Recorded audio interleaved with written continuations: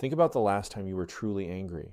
Not annoyed, angry, the kind where your chest gets hot and your thoughts narrow to a single point, and you say or type something you can feel yourself regretting, even as it leaves you.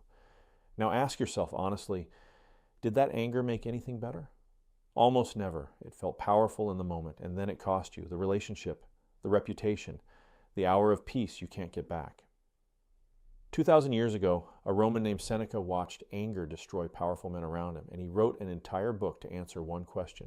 How do you stop this thing before it burns down your life? He didn't call anger a weakness. He called it something scarier. He called it a brief madness. This is the unbothered Stoic, one ancient idea made usable every week.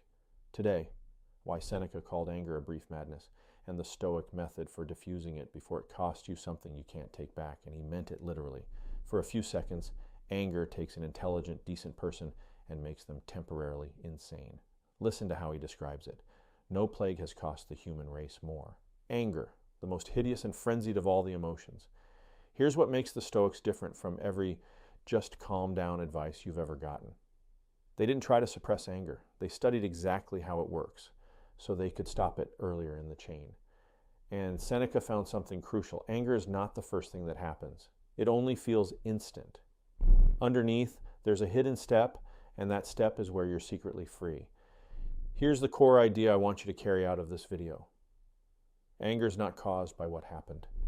It's caused by your judgment that you've been wronged. The event is just an event. The driver cut you off. The comment landed. The plan fell through. Between that event and your rage, there's a silent verdict your mind delivers. This is an outrage. This is disrespect. This shouldn't be allowed. And that verdict, Seneca says, is the real spark, not the event. The judgment about the event, which means anger isn't something that happens to you. It's something you participate in. And anything you participate in, you can learn to stop.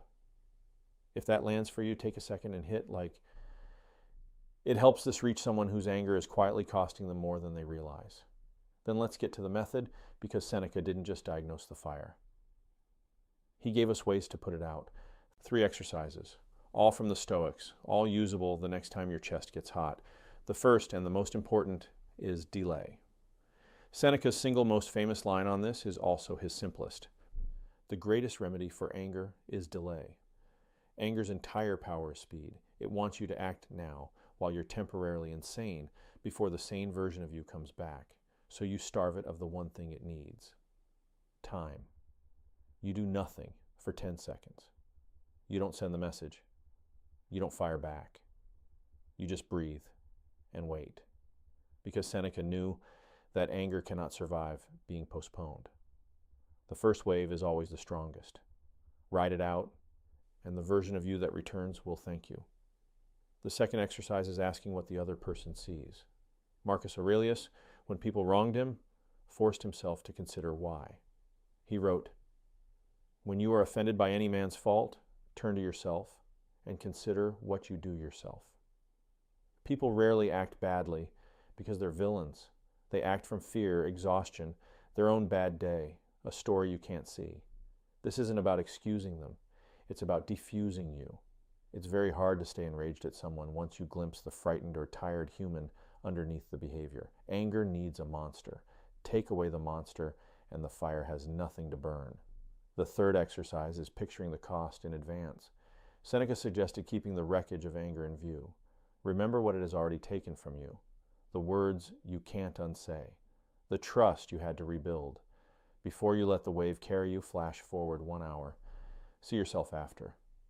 Almost always, the angry version of you is standing in a mess the calm version would have avoided. That preview, held for even a second, is often enough to choose differently. Now let me be honest with you, because Stoicism gets misunderstood here. The cure for anger is not becoming a doormat. Seneca was not telling you to let people walk over you. You can absolutely address a wrong, you can be firm, you can set a hard boundary, but you do it from control, not from the brief madness. The Stoic acts against injustice with a clear head. The angry person just detonates and calls it standing up for himself. One changes things, the other just makes noise and regret. And the goal isn't to never feel the flash. That first hot spark is wired into your body. You won't delete it. The goal is the gap, the space between the spark and the action, Beginners have almost no gap, so the spark becomes the deed instantly. With practice, the gap widens until one day there's a full breath in there, and in that breath you're free. Here's the promise the Stoics kept finding. The person who masters their anger becomes almost impossible to control, because anger is a handle. When someone can make you furious, they can make you act. They can provoke you into the mistake, but the calm person has no handle. You can't yank them off balance.